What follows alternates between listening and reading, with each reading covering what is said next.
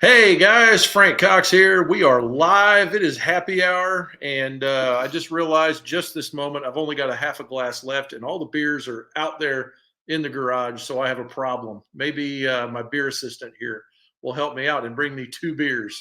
Then I can actually do this podcast. So anyway, I you don't have to have a beer, but whatever you're having, it's Friday night, and we all are happy, and we're ready to get this show started.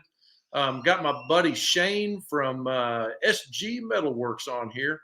He's out of California. I'm really excited. I'm going to bring him on here in a minute. Tonight's podcast, we're going to start out by getting to know Shane a little bit and his operation and things like that. And we're going to talk about the basic topic tonight is we're going to talk about how to marry up different kinds of fireboxes to cook chambers, like some round ones, some square ones, different things like that. And we're going to have a great show tonight. So anyway, if you're not already, grab a drink and let's get into this thing.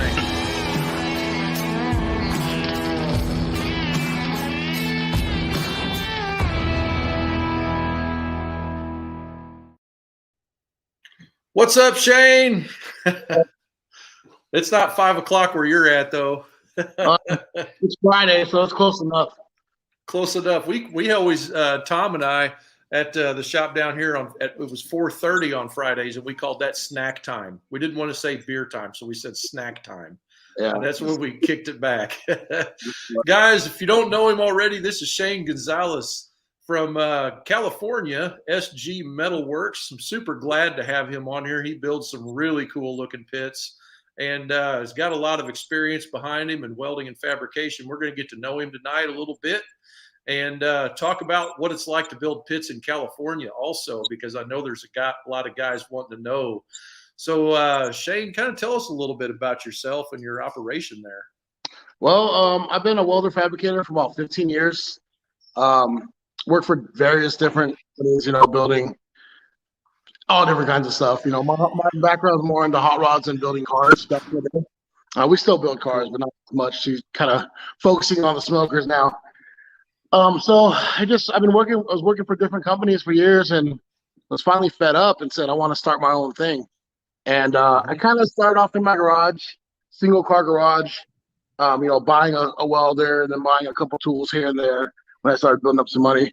In about 2017, we just kind of started our shop, opened up an Instagram, just doing side stuff, building fences and like artwork stuff, nothing too crazy. We built a couple Santa Marias for some guys. And then one of my buddies once hit me up and he was like, hey, I want to build a offset smoker or a propane tank. At the time, he wasn't really into welding that much, he was getting into it. So I kind of helped him out with that. And he came at me in about 2018. He asked me if I would help him build a 500-gallon smoker with a trailer and whatnot.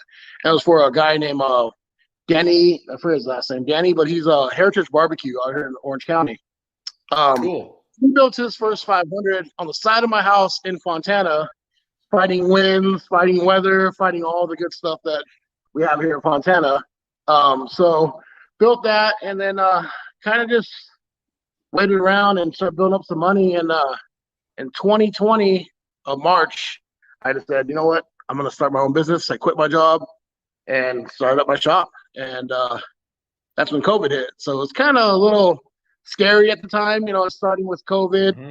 Just had a baby that was 6 months, and my wife was me, and she backed me, and we said, let's do it. So I kind of just put out there, we can build some smokers, just trying to get any kind of work into our shop.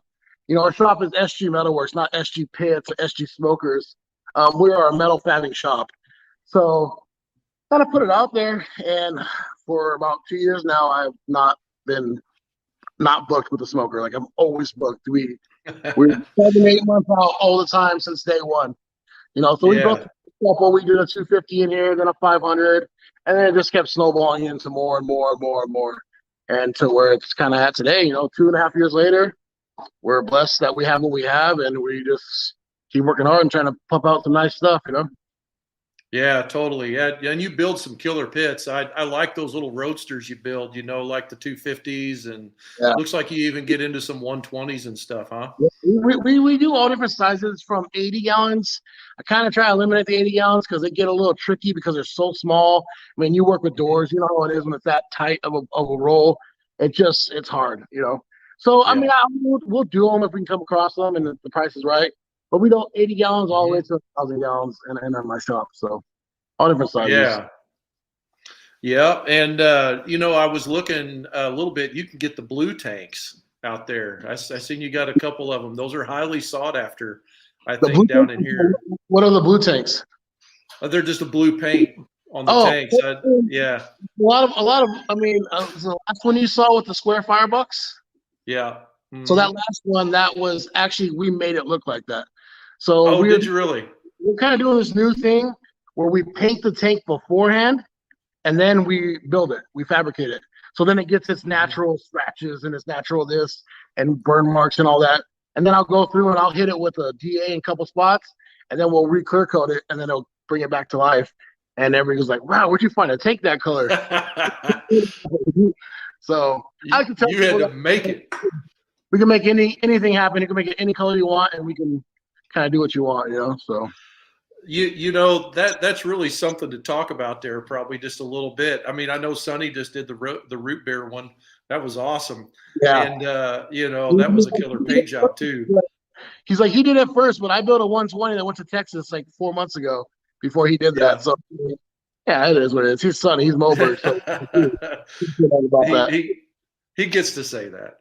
Yeah. So, he's a cool guy. I've talked to him a couple times on Instagram. Yeah, he is. So, but that's really a cool approach because, like, out here where we're at, depends on your gas company, honestly, if you're getting tanks local, like what you're going to get. If everybody's a silver colored tank around you, good luck. It's all you're going to get is silver tanks, or white. And then, so you got to be creative.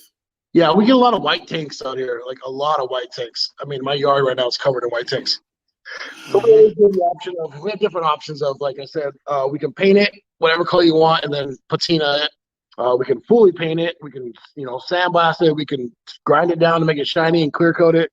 So if you see on my page, we do all different types of colors and types of different finishes on our smokers. So yeah, that's something else I saw when I was combing through some of your pits. Like you'll get 4 of them ready with doors on stands, roll them outside, have the old boy come in, and blast them. Do you blast inside and out?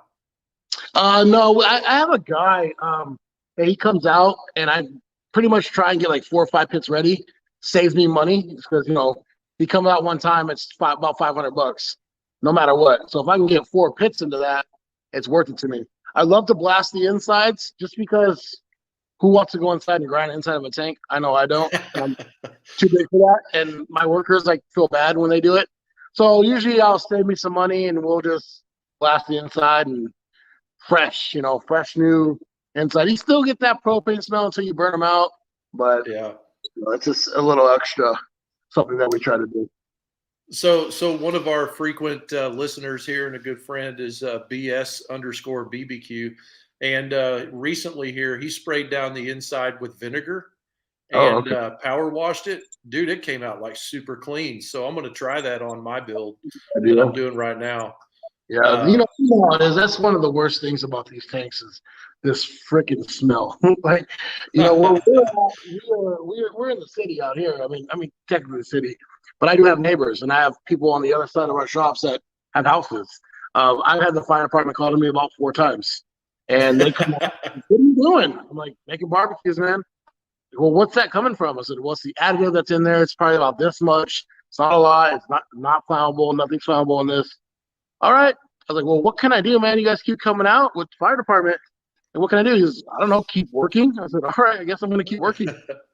You're doing nothing. It's an egg smell. It is what it is, So, yeah. I mean, my shop, I go over there every day and air it out. Right now, it is like rotten. I've got 2 of them A.O. Smith tanks from 1950 in there that's been stinking it up, boy. And I mean, you'd think when you pull in the driveway, there's a gas leak or something.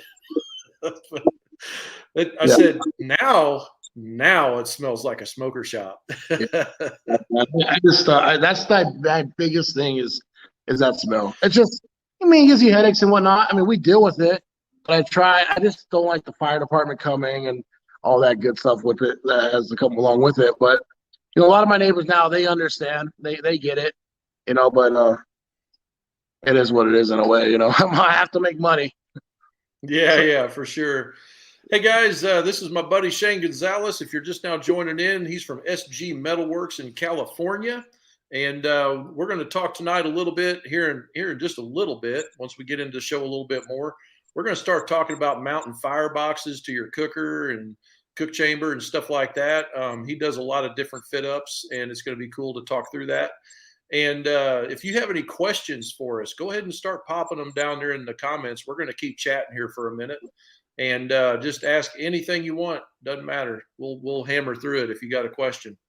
It's always good to get another pit builder's perspective because I'm used to talking to myself quite a bit about stuff. So it's always awesome to hear another perspective. So anyway, so when you started building that 500 gallon, just real quick, that first one for your buddy there. What did you do? Did you just kind of wing it, or did you look for ideas, or how did you go about it? Yeah, well, my buddy, he's really heavily into barbecue, so he had a lot of the ideas and science down to it. And so, yeah, our firebox was way too low.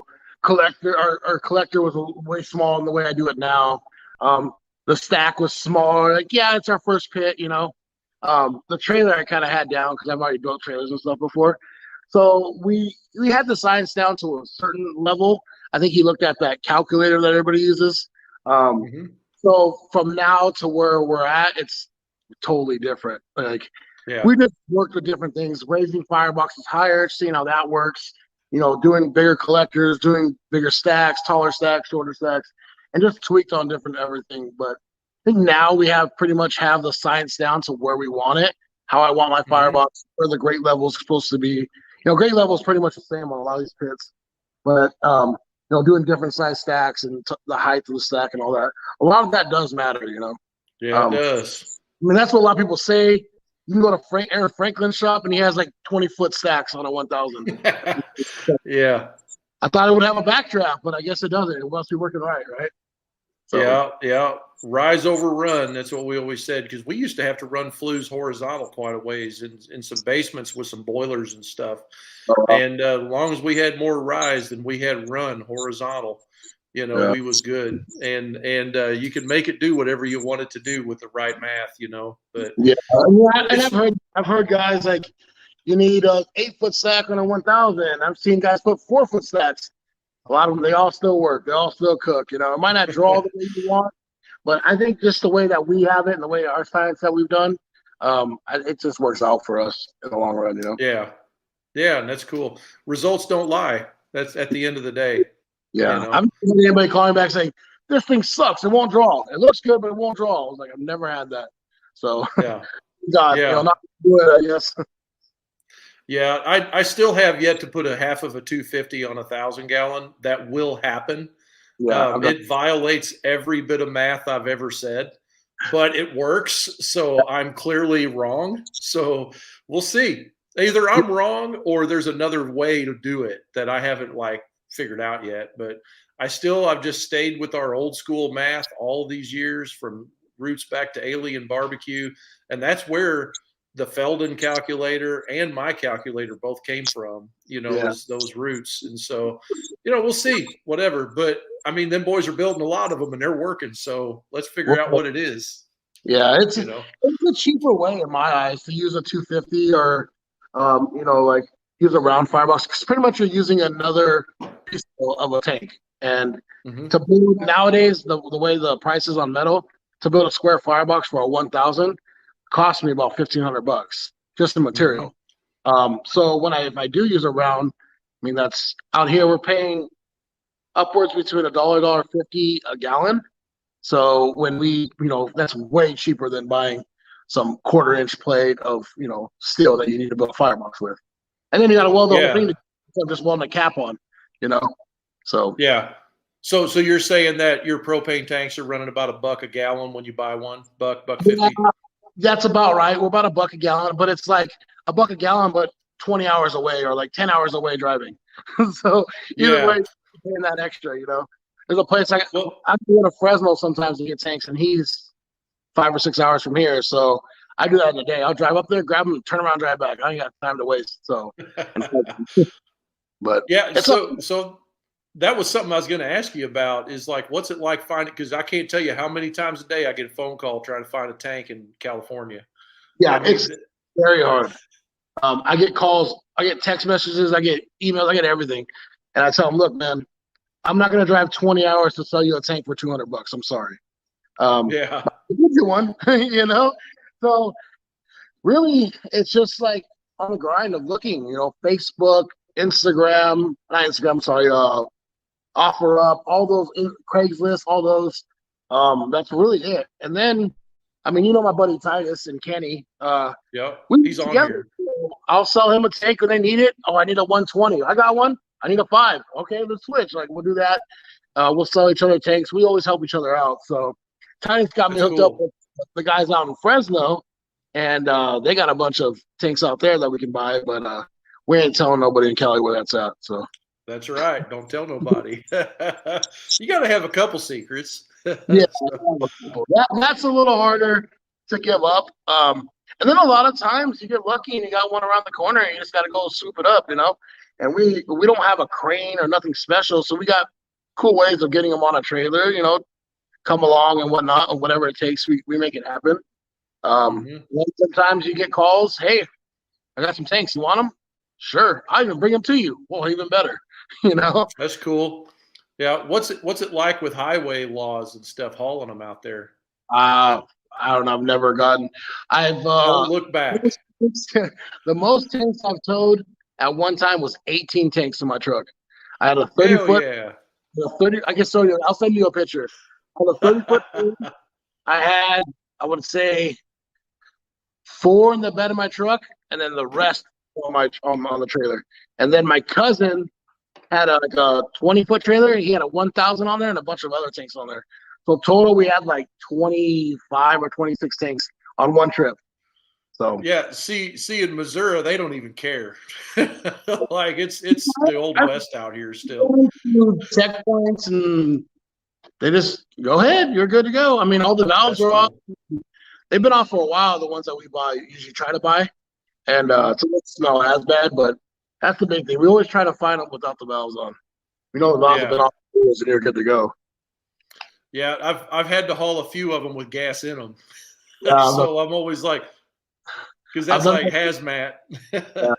When you go up north, it's a little different from SoCal. Um, Yeah. SoCal's like more open country field. Like sometimes if I have gas in one, like we'll stop and we'll just crack it in the middle of the field and let it go. Nobody's around until like that couple gallons is out of it. But I've had some that have had half a tank, 250 gallons and a 500 gallons. You're like, what am I gonna do with this?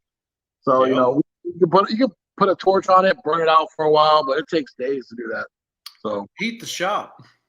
yeah, That's what we did. We heat the shop. well, So California, this is Rialto. It's probably rains and cold here about 6 days out of the year. So right now, yeah. 2 degrees in Cali. Oh wow. Yeah. Sandals on. So sandals on. I think Yeah, it's a little bit chilly here today. that. But well, awesome, man. That's great. So let's get into some technical stuff here. As far as like, is that what you do on your design? Do you use have you built many thousands? Number one, have you Um, built many? no, I've actually only built one, to be honest. Okay. I built one. I do have like 3 or 4 lined up coming up. But Mhm. what's the difference from a 1,000 to a 250? It's just the size of the tank, Yep. right? So Yep. from my 80 gallon to my 1,000 gallon is pretty much the same, just Mhm. a bigger scale. And then the add-ons, like we have different kind of add-ons, like vents on firebox doors, counterweights and stuff like that, collapsible stacks and whatnot. But Mhm. other than that, we're usually pretty much the same. Only thing we do ever change every now and then if the customer asks for it was we'll do the 90-degree Moberg elbow, I guess everybody calls it. We do Yeah. that on our 1,000 that we just did. But other than that, Mhm. they're all pretty much the same, and then just stack Mhm. size and firebox size. Yeah, I like your collector box because you're doing a radius plate on that instead of blocking.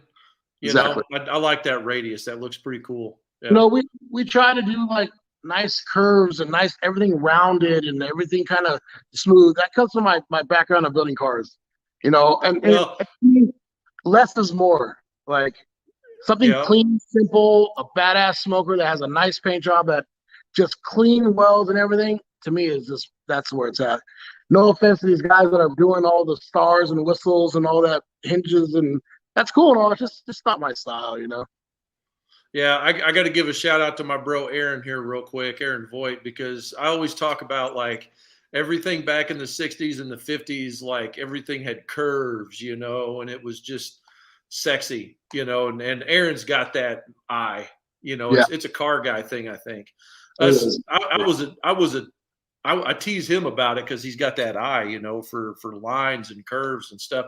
Us tinners, like I was a tinner in the refrigeration trade, you know, for years, and everything's got to go. You know, we're just moving air, so there was nothing cool about that. But So, it, yeah, you know, we round everything off. We'll round the doors off, the trim, round everything off on you know, on the inside. Anything that could almost kind of cut you, we round all that off just to make sure that yeah, this looks safe and safe also. You know. yeah, and that's the first thing Bob does when Bob Moffat comes to my shop. The first thing he freaking does is grab a grinder and go around to everything in my shop, and he knocks all the corners and all the sharp edges off. That's So I'm terrible. I'm just terrible about it, but I laugh about it too. So, yeah. but as far as building goes, so you like trim on the inside or trim on the outside? You think of your doors? We do trim on the outside. It helps with tweaking the door and kind of hiding the little seams every now and then if you have to. That's why I like to fully weld my doors in. But yeah, I never done. I sometimes I do trim on the inside also to help with that smoke that wants to escape through those little bit of gaps that you do get. So we'll do both sometimes, but a lot of times I just do trim on the outside. But if the customer asks for it, we'll definitely do a trim on the inside also. So what is your secret to keeping doors from walking when you're welding that trim full all the way Oh, around? Do you mind revealing that? yeah, it's not that bad. I tack the whole door in. So what I'll do is I'll put first things first is I pre-roll the side straps. So we pre-roll Okay. those. So that eliminates the tension that it goes under. So a lot of guys will tack it and bend it, tack it and bend it. So that's under tension. So if you eliminate that, Yeah. it's one less thing you got to worry about. So I'll pre-roll them and then I'll make them, I don't know, 4 inches longer than it should be. Tack them on the top, tack them on the bottom, and then I'll run my top and bottom strap and I'll tack those in too. And then fully weld. Let it cool, almost let it cool till the next day. Then when you come in, and then you cut it out. And if you hear that pop, or if you don't, then you know you did a good job. So that's the That's usual. awesome. Yeah. So do you employ gussets or anything on the inside Nope. to trim, to tune? Yeah. You know, I saw something really dang cool the other day, and I don't know why. I feel like an idiot for not thinking about it before, but I've always talked about these porta powers and stuff and using those for tuning things, you know, because trim on the inside, we Yeah. got to push that tank, you know, to get it right, you know, and there's a lot more to see. Yeah. So I've always talked about porta powers and blocks and moving the earth like Atlas does, you know, and all that stuff, trying to get stuff round, you know, or match. And I saw a dude, I don't even remember who it was, but I should have saved the picture or done something. But a dude he modified one of those ratchet binders, like you ratchet down chains, you know, Mm-hmm. like a chain binder. He modified one of those to tune his doors. I thought that was the coolest thing I ever saw. Because, you know, everybody's got probably a ratchet binder laying around. I thought that was a good trick. Chain link on the inside, hook that chain link with the binder and freaking go, you know. It Was was a that cool setup. Money Fab that did that? I thought I seen him I do don't that. know. It I think might I have been seen Chris, him but do I'm not sure. Yeah. I Yeah, think I thought that was cool. yeah. Yeah, you know, a lot of times what I do is I'll weld my hinges in, or I'll cut the line on top, I'll weld the hinges in, and then I'll cut the whole door out. To me, trying to finagle a door back up there and holding it just doesn't work. And then from there, I mean, if I ever do have a big sink on the tank or something, yeah, I'm taking the door off and we're doing that. I had that happen to me one time where we cut the top line and literally the tank and the door went like this. Like no joke. I put Yep. my foot in there. I'm like, what? Why is this doing this? So long story short, I didn't have a porta power at the time. So what I did is I cut the hook off the tank, and then I welded the hook right where it needed to be, where the sink was. Hooked up my forklift up to it, picked it up with the forklift, and just heated it underneath. Oh, Heated it until the tank passed the door, and then let it cool, and then it sunk right back in. It was like perfect. bingo. That's cool. Got it. Yeah, So, yeah. Well, there's definitely a skill to just knowing what to do, when it comes to that stuff. well, like Uh, it said it itself. It said it best. If you think you got metal figured out, you don't have metal figured out yet. that's right. That's you got a you got a lot more to learn, don't you? I mean, I've been doing it 15 years, and I still sometimes like, how did this happen? Like, it's amazing how the metal twisted or did this or did that. Even when you're welding, we're just putting heat to metal just moves it. Oh yeah. Yep. Shout out to a couple pro builders here. Of course, we got Bobby Titus in the chat there. He's hammering down. Star Grace is in there. BS BBQ's in there. Ron. I always say Aaron. Ron. You got to say that. David's in there. Let's see who else. HDM Paul. Me and Paul had a good old time a couple weeks ago. We went down to the NBBQA. Anyway, that's a good time. But yeah, so let's talk fireboxes real quick. That's kind of what we're going to hammer down on a little bit.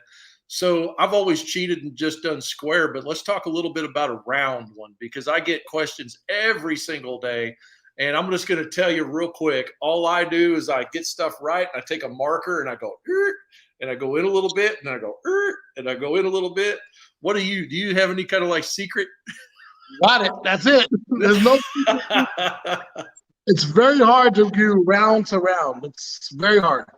And people are, how do you? I said, there's not really a way to do it. Is we start off with. So if I'm doing like a 250 with the 250 firebox or a 500 with the 250 firebox, I start off with a 24-inch round circle. Right. We go from there. Actually, what I do is circle and then the half bottom. We always go straight because that's where I seem to get my gaps always on the bottom. So when I get halfway to the bottom of the circle, I'll go straight across. Then we'll line it up, and then, like you said, we'll just run the plasma across until we get it in more, trim it back, just trim little by little until it finally slides in there, and you're good to go. Pound fireboxes are the hardest thing to do. I think so too. I'm blessed with a CAD guy that can kind of marry stuff up if he gets the right data to begin with on measurements and stuff. And so, I mean, we could probably like make a template or something, but ultimately it's a little bit of what we used to call cardboard assisted drafting. So, too, a lot of these tanks are different. They're all different manufacturers. You got the big bubble tanks, you got the flatter tanks, you got the pointier tanks. They're all different manufacturers, so they're never the same. So it's hard to have something that, I put this up and it's going to be perfect. It's never going to be perfect, So, a lot of that you can hide with some welding, but it's hard to get those gaps perfect to where you want that perfect fit up. So rounds is probably the hardest out there to do. A lot of people ask me, and I've noticed some guys, what we do is we cut the cook chamber to fit the firebox, not cut the firebox to fit the cook chamber. So I've seen different guys that do that. To me, that would be harder to try and fit the fire or the cook chamber into the firebox. I just thought that'd be a little more, so. Yeah. But firebox, those are easy. those are the easiest. Yeah. On 1,000 gallon, if you do like so we do a half of a 500 or hemispherical with the deep head. Like we'll do a half of a 500 mounted up to 1,000 gallon, and we will literally just cut a circle, like the whole circle out. We'll stab that 500 up on there where we want it, and then we'll wait until it's welded up and cut the inside out. Like I've done that a few times, and it's pretty flawless. But when you've got like elliptical heads, like it seems like the rules all change. The shallow ones, Yeah, the shallower ones. That's why I say at the bottom when you go out to your half of your circle, just go straight across. and then eventually just cut it back little by little by little, because you just don't want to have a huge gap down there, because then you're trying to fill it in, and then you can get oil leaks right there and all that good stuff. So you really Yeah. try to get that bottom fit up to fit right. So do you have any secrets for like, okay, so something that we've always been, maybe we're our own worst enemy. This is what I usually say, but like we want it to be straight, right? We don't want anybody to be like, that's crooked, So so like when you stand back, and this is a true story, when you stand back and you look at that round firebox and the left side is going like, and then you go to the other side who's doing the same thing, like that. Like, which one do you go with? Do you go with like the string line? The straightest. Go, huh? I usually go with the straightest one. Whatever okay, looks but then if it looks crooked, what do you do? I'm going to cut it out and start over. I'm not going to let anything leave my shop that's crooked like that. We have had a time where we put one in and it just was off, and I'm like, it looks off, and all my other guys are like, no, it looks good. I'm like, I'm telling you guys, it's off. So then when you put it on the trailer and you put it next to straight bars that are going straight down the frame rails, then you see that firebox, that's off. Yep. So we pulled it out, we cut it out, and we tweaked it just a little more, and that was it, Mm-hmm. So, a lot of times what I do is I'll run a bar on each side of the cook chamber, and that kind of gives me that straight line that you're looking for. You can either tack it up or kind of just hold it. And then it's just, a lot of tack, check, look, tack, because we use a forklift to put our fireboxes on. So we don't have like a gantry lift or an in-house crane, that can hold it up there and you can step back and look. So the forklift's in the way most of the time. So what I'll do is I'll be in the forklift getting it straight, and I'll have a guy stand on top of the smoker and just look straight down the line and can kind of see it better, see where we're at, and just tack it in and go from there, Yeah. So what I've done is, because when you rotate, it's almost like it's doing this around there. So it's like trying to find the sweet spot there for alignment on your firebox, but also horizontally, the top of the firebox and the top of the cook chamber, that can be a challenge as well. Yeah. How do you recommend working on that? So this is what we do. I think it all starts, you would know this, with the grate line. The grate line is your first cut, your first line, tells you where you're going to put your collector. It tells me where I'm going to put my firebox. So what I like to do is the grate line all the way across. I'll run a laser all the way across, or run a line all the way across the tank, halfway through the tank. And I like to go 2 inches above that line on my firebox. We've had where we're at that line, where we're below that line. And to me, just couple inches above it works out for us. And it just, and also I've noticed that it cooks a little faster and it draws a little better to me. I don't know. That's where we start. So the top of that firebox will be about 2 inches above my grate line. So that's about where I put it. And then from there, we just trim it to fit it and get it all in there. So, and it looks good when you do that. And you said it really fast. A laser. Sorry, that's the trick, man. Laser level. That's that $30 Amazon and a little $15 tripod, and it'll be your best friend. Yeah. Just gotta work on it a little bit, but it's okay. Yeah, the cross laser is my favorite, because like if you go get like the one from Bosch or Bauer, from Harbor Freight or something like that, it's going to be within a 16th. I mean, 16. Like, what do you think? Let's ask that. Like for tolerance, what do you guys go with? 16th, 1/8 inch? About 16th. Yeah. About 16th, yeah. Plus minus, Yeah. So like what we do is we'll take that laser, we'll set it where it's above the top of the cook chamber, and then we'll take a tape measure and we'll hit, and we'll see what the measure says, and then we'll hit again, and then we'll hit again. We'll make sure that first off our cook chamber is level. Yeah, exactly. And even when it's level, sometimes the top of the tank can kind of do like a dip in the middle. It just depends on how they built that tank and where the bungs are, huh? Have you ran into that? Yeah, so what I do is I'll get like a 5-foot level, And I'll put. I gotta plug my phone in real quick. So I'm gonna move locations. Uh-oh. Sorry. You're good. Is that light gonna mess you up? Let me see. Yeah, you're good. So what I do, Teasing the California guys. It's not 5 o'clock there yet. yeah, I can't. I thought I had my phone charging today. Let's see. Yeah.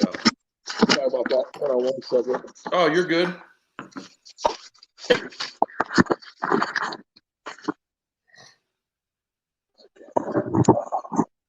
Yeah. So what was the question again? I'm sorry.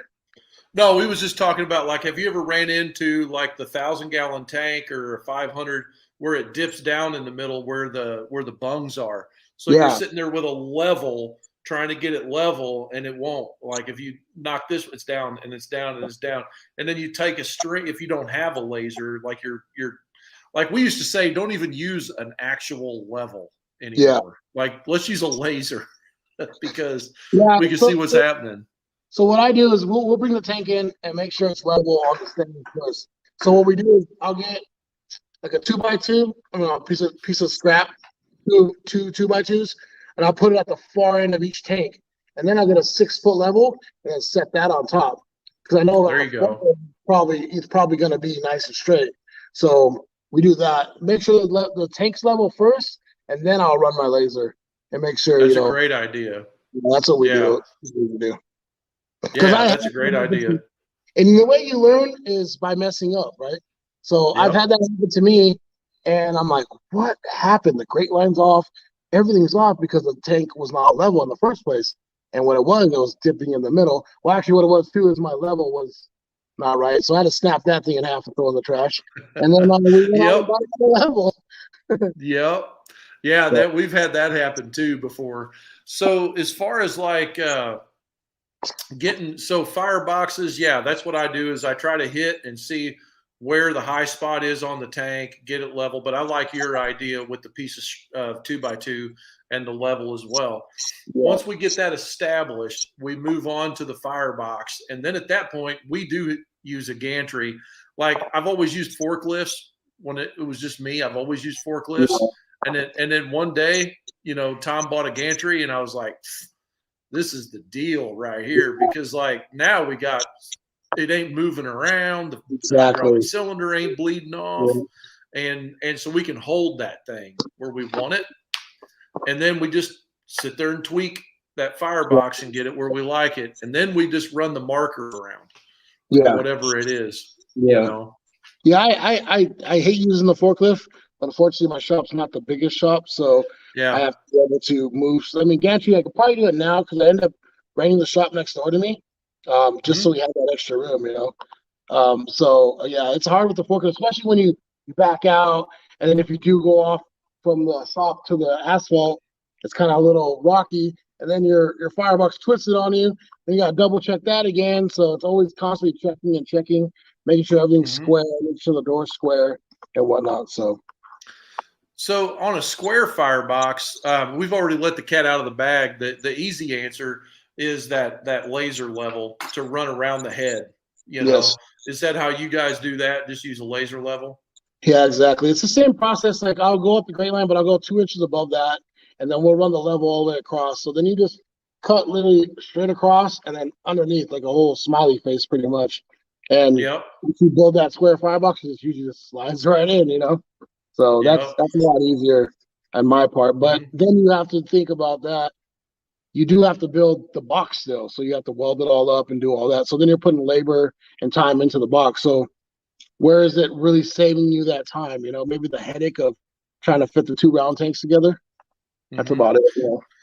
Yeah, that's a good point. I mean, at the end of the day, there's really not a difference in performance between a round and a square firebox. I mean, in my opinion, do you see that one performs better than the other? To me, I don't know. I feel like even when I do square fireboxes, I still do a round insert, no matter what. Then that becomes a semi-insulated firebox. So that means an air gap between the 2 different materials, the 2 walls. I feel because the firebox is round on the inside, you get that airflow underneath your firebox, and it starts to get that tunnel spinning effect.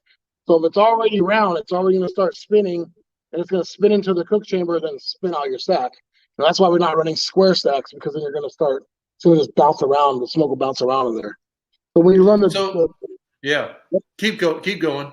So when you, to me, in theory, I think when you run that round to round, it's just going to keep going round to round to round, pretty much.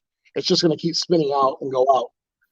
I mean, I've seen square fireboxes work. Everything works, but to me, it just seems like it works a little bit better. You know, I really don't know why. I've always been a square firebox guy. I always have. I don't know why, but I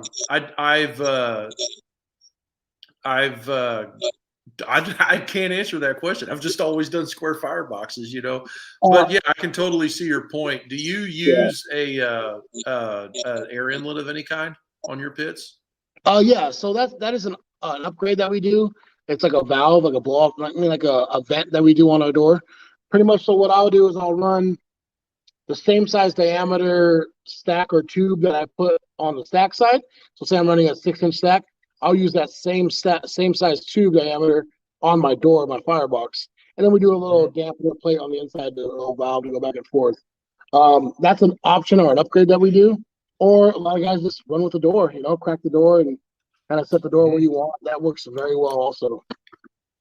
Yeah. So what you said a minute ago about you know, the labor in the firebox and getting all that built up and all of that stuff, if you're in production, completely makes sense to do around, especially if you're trying to make money building pits. You know, you can get her. You don't have to buy them. I mean, nowadays you don't have to spend $600 or $800 on a sheet of 5x10 quarter. So yeah, ridiculous. And out here it's even worse. You know, I used to pay $45 for a 4x8 piece of expanded metal, 3/4 number 9. Now it's like 120 for one sheet. Oh yeah, I know, right? Yeah, and we were always buying big sheets, and we were paying $27 back in the day for a big sheet and 3/4 number 9, and freaking not no more. It's like a big sheet's like 130. You know, yeah, it's ridiculous minimum. Yeah. So you know, also too, like with round, it is good to use round. You know, it saves you time and labor. But think about it: if you have to travel to Fresno, you lost 10 hours just to go get one tank.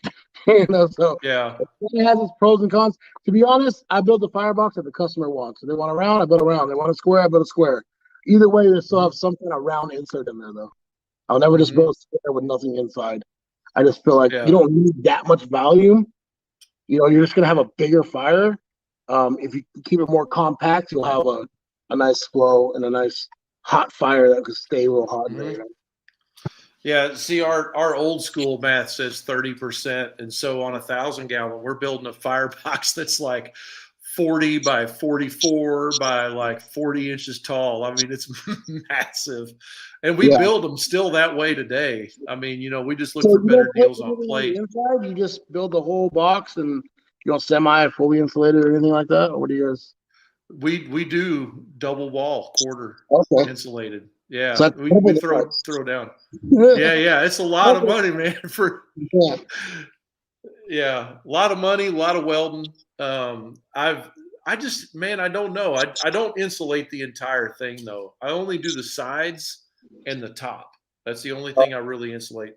The bottom and the door, like Paul Shirley, we'll have him on here in a couple of weeks. He's coming up to the welding class, and we're going to do it in person. But me and Paul go way back, building everything square. He still builds everything pretty much square up until recent. And anyway, you know, he had doors twisting on some of his older pits when they were fully insulated, just because there was no heat or rejection. There was no sweat. We couldn't get rid of the heat.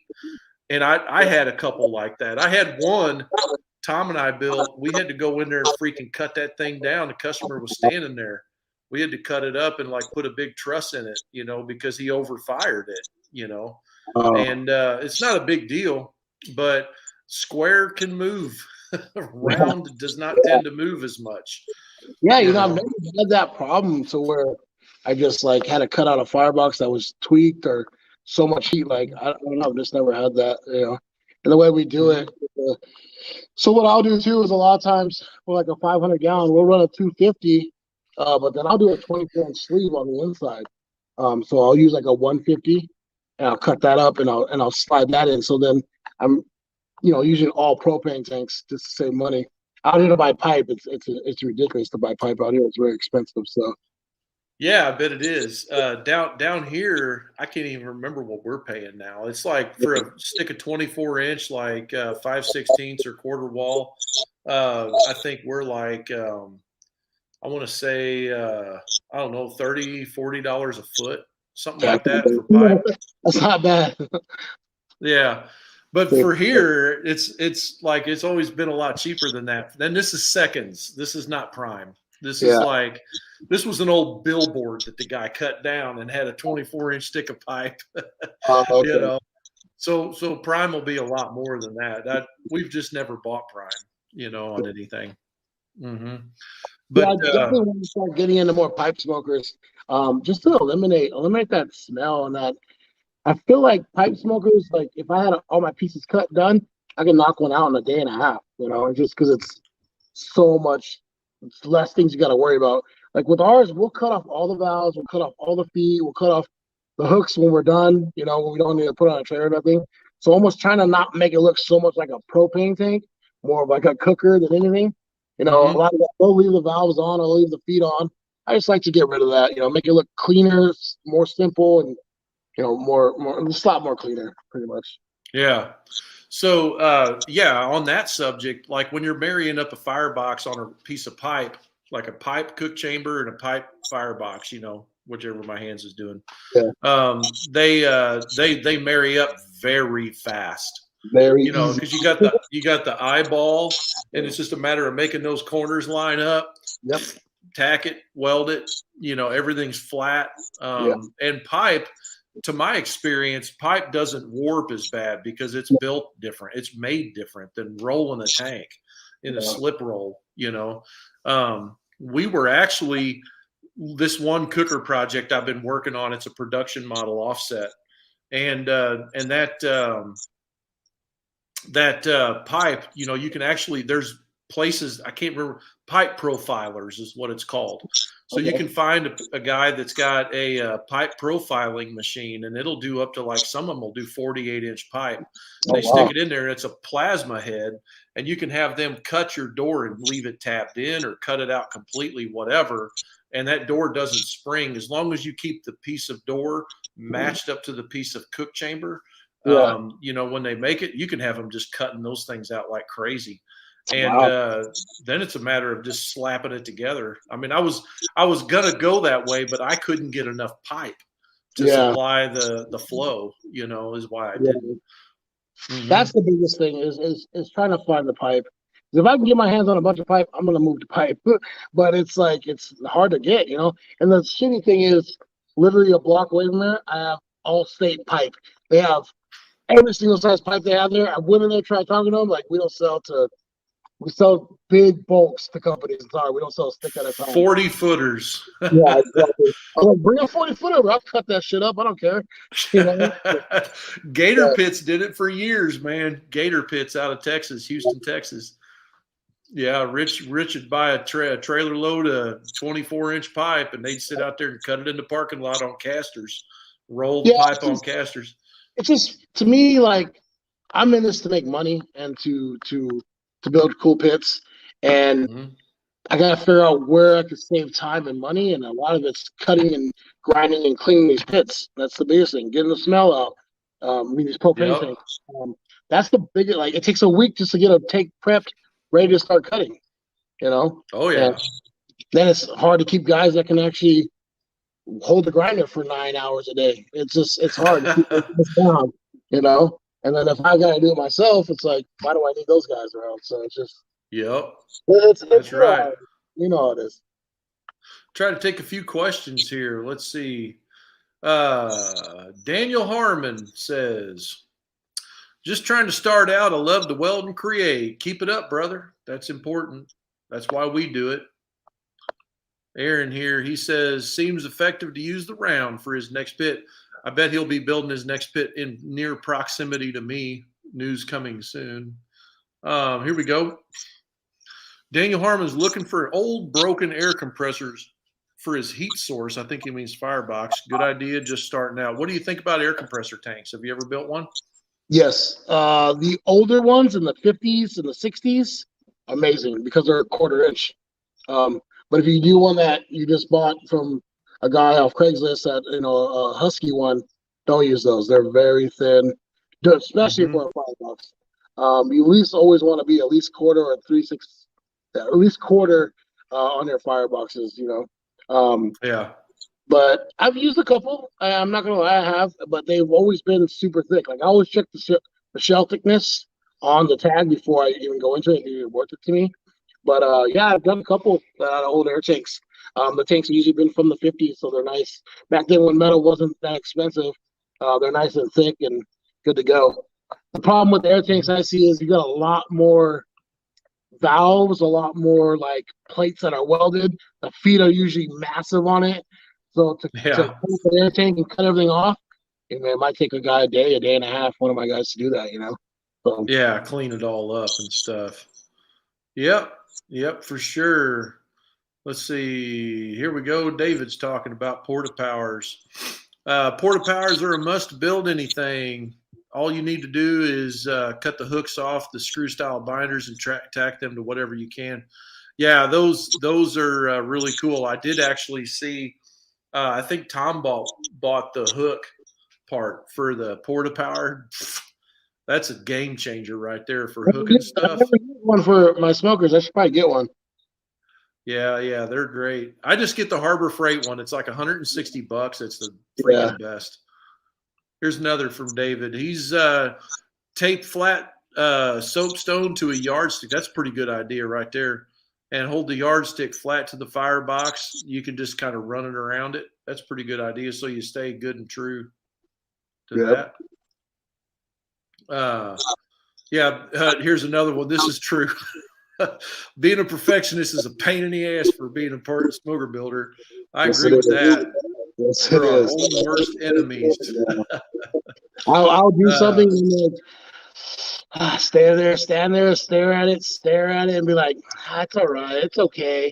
And then about 4:30, like, nope, let's cut it out. It's not good. You try to like, let that go and say, yeah, it's good, but yeah, we're a lot of guys, perfectionists and stuff. So. Oh yeah. Here we go. Wants to know where to find John. It just kind of depends on where you're from, where to find a pipe or a piece of tank.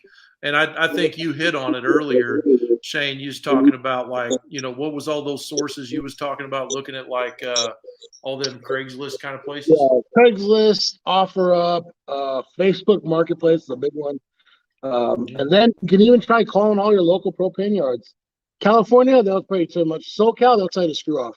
Because what they're thinking is that we're going to grab these tanks and try and use them. I said, look, man, I'm cutting this thing up. I don't care if it leaks on the corners of the valve. I'm here to cut this thing in half. So, and a lot of them is, nope, sorry, we can't sell to you. So it's just, it's a job in itself. I mean, I've driven to, like I said, up north a lot. That's a 10-hour drive. Remy, Nevada, Sacramento, everywhere, all over SoCal. Places that I didn't even know existed in California, middle of nowhere, grabbing tanks. So it's a job in itself. Like I said, that one trip me and my cousin did, went to Phoenix and we picked up 24 tanks, and got a deal on them that I don't even want to say, but we got a killer deal on them. So we jumped in the trucks and we went. So I had to go get them. Sometimes it's the luck of the draw too. Every now and then I'll get guys pulling up to my shop saying, hey, you want to buy this tank? I was like, yeah, let's take it. Yeah, man. Yeah, that's kind of got it for the questions. Yeah, David's tuning in here. He says quarter. He doesn't like to use anything less than 5/16. Yeah. Uh-oh. There you go. BS. He's from Phoenix. He's like, what's up, dude? Where's it at? They're all gone. I took them off. It was literally one of my customers had met a guy at a barbecue thing. He's like, yeah, I work at a propane yard. And my customer said, yeah, he's got some tanks. And they're Hmm. wanting him, and I took everything he had. So Yeah. I actually called him like a month ago and said, "Hey man, you got any more tanks?" And he goes, "Right now we're out. We don't have anything right now. No scrap tanks." So yeah, he's pretty much out. It was in Phoenix area. Yeah. Yeah. I know in Missouri, the best way to do it in here is to actually just get to know the service tech for the propane company, not the delivery guy, but the Yeah, service tech, the guy that goes out and replaces regulators and works on furnaces, because he's the guy that's got to go set the tank. And exactly. what he'll do is he'll wind up swapping one out in an old lady's yard that's a privately owned tank for a new Yeah, tank, and because her tank wasn't no good, well, he don't have nothing to do with it. They're just going to stick it back in the yard because it ain't no good. So if you can get to know the service guy, bring those guys donuts is what I always say. yep. Do something to get on their good side. One of these days they'll have a tank for you. Yeah. Yeah, we've Yeah, actually had them just drop them off behind the shop. that's awesome. And when that happens, you're like, "Oh wow, that's nice." Yeah. Yeah. So yeah, so Shane, how can people get a hold of you? I know there's a lot of guys in here that are builders, but there are people that watch this show that are like on the fence. They're not really sure they want to build a pit, and they kind of are looking for somebody just to get that first one for them. And in case somebody wants to reach out to you, how do they get a hold of you? Yeah, definitely. You can go to our Instagram. Is one way is SG Metalworks uh, at Instagram, and then we also is sgmetalworks.info at Gmail. You can go there or our website sgmetalworks.com, and you can just Yeah, go in there and send an email through there, and it goes directly to us. that's awesome. And you're based until again where you're based out of in We are in California? Rialto, California. We're about an hour outside of LA. Hour outside of LA. Cool. We're If you about an ever hour away from Bobby Titus too, my boy. Okay, there you go. Yeah, Bobby Titus is down in there. Yeah, Yeah, it's not too far from there. for people that come to the website, a lot of times they want to buy plans, but they ain't going to build it themselves. A lot of those guys are going to find a builder to build it for them. Yeah, And so if there's any of those guys watching this show, feel free to reach out to any of these guys that are yeah. on any of these shows, because they're all Class A builders. They do a great job, and I don't think you'll be disappointed. What's your lead time right now? This is, of course, April 2022. What's your lead time right now? Till about October. October. Cool. Yeah. And I was You watching. know, Go ahead. no. Go ahead. I was watching one of your podcasts with Backline, with the guy from Backline Fab, and you guys were Yeah. talking about the lead time thing, like, and falling behind, and that kind of stuff. That's how it was in the beginning. I was behind like 3, 4, about 5 months, and it's like Backline would say, it's just that's the biggest thing is trying to tell a guy I just gave you 10 grand that you're going to be another 6 months out, So it's we're pretty caught up now. We got a good rhythm going, and that's why I'm always trying to find ways to save time and money, and without cutting corners, without Yep. trying to cut corners in the worst way. But yeah, so right now we're on track. We're actually, knock on wood, we're actually ahead of the game. We're actually 2 months ahead. So Wow. we say October, but stuff could happen. I had a baby at the beginning of the year. Had a lot of stuff going on at the beginning of this year. So things do happen in life. Congrats. Thank you very much. She turned 3 months yesterday. So Awesome. That's that's second cool. one. Yeah. The pit building business kind of gets in the way of family sometimes, because you get up against a wall with some deadlines and stuff, and it can be tough, but it is an enjoyable industry, and I Yes. love being around all the, like, freaking going to NBBQA, and like I had beers with Meathead freaking Goldwyn, man. We Yeah. sat there and talked. I talked to him quite a bit, and like he's a guy that like basically made the barbecue internet what it is today, and Yeah.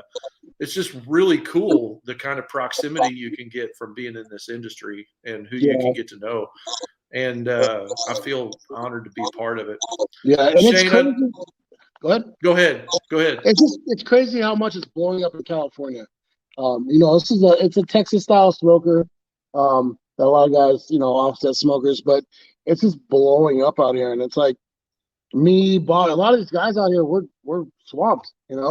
We can't keep up, and it's just it's a blessing, and it's just amazing how it's blowing up out here. Oh, absolutely. And the only thing that stands, well, see, you kind of got to tune attention. That's the thing. People get to know who you are. You got to tune that to how many pits you can build. So, Exactly. because if you get too much attention, then everybody wants a pit. Then you wind up being Sonny Moberg. So, buying semi-loads of pits, and you got to flow that many pits. That's the crazy thing. Yeah. Like, he's an operation. Like, what is he, like 2-3 years out, probably? Yeah. That's like insanity. It's insane. Yeah. It's and there is enough work, I think, in this industry that you could literally focus on one size, one cooker, exactly, and never run out of work. Exactly. You know? And that's what I wish that I get along with a lot of builders, and there's some of these builders that just feel like you're stealing their work. Like, look, man, there's a lot of work out here. You know, you're booked for 2 more years, you're booked for a year, I'm booked for a year. We're all booked for years. So why is it there's such a big competition in building these pits? Like, and that's why me, Bobby, and Kenny, we all work with each other. We try to. He helps me get parts. I help him get stuff. I help him get tanks. I'm taking my yard right now that Bobby hasn't picked up yet. You know, but that's so Bobby needs to get up there and pick it up. He's probably thinking right now, I forgot I had that. So yeah, you know, I went up to Fresno and I picked him up like a little 120 that he needed. So we help each other out. You know, we're not. It's a competition, but it's not a competition in a way. Yep. We all want to succeed. We all want to do good. And like Bobby was saying, and that's why I helped Bobby out in the beginning. I saw the potential that that he had, that he could weld, fabricate. I tried to hire him, to be honest. And then he kind of wanted to do his own thing. I did. I said, he came to my shop and I said, what's it going to take, bro? Like, I want you to work for me. You're a good welder. And he was about to, and then he kind of just did his own thing. And I'm proud that he did his own thing, because look at him now. He's doing great. He's doing really good. That's awesome. Shout out to Bobby. Yeah. All right. Well, hey, Shade, I appreciate you, brother. And guys, like I say, if you're in California, or who cares where you're at, if you want a pit and you want one of Shane's pits, give him a shout. Go back and listen to where you can get a hold of him. He's a killer dude. So anyway, appreciate you, brother. Thanks for being on the show. Yep. And I'm excited for next week already. I don't know who I'm going to have on. I don't have anybody lined up yet. We'll see what happens. Hit up Kenny, our buddy Kenny. Yeah, I need to do Kenny. That's right. I'll hit him up. He went to Phoenix today. So Phoenix from us is about 6-7 hours to drop off a pit. So he's probably heading back his way this weekend. So see, the problem is it's not 5 o'clock where you're at when we start. And everybody's like busy at 3 o'clock in California. I'm going to have to do a few shows that are a little bit later than 5, I think. Exactly. Yeah, to get to take care of the California dudes. So anyway, I appreciate you, brother. And we'll see you on the Instagrams. All right, buddy. All right. See ya. Later.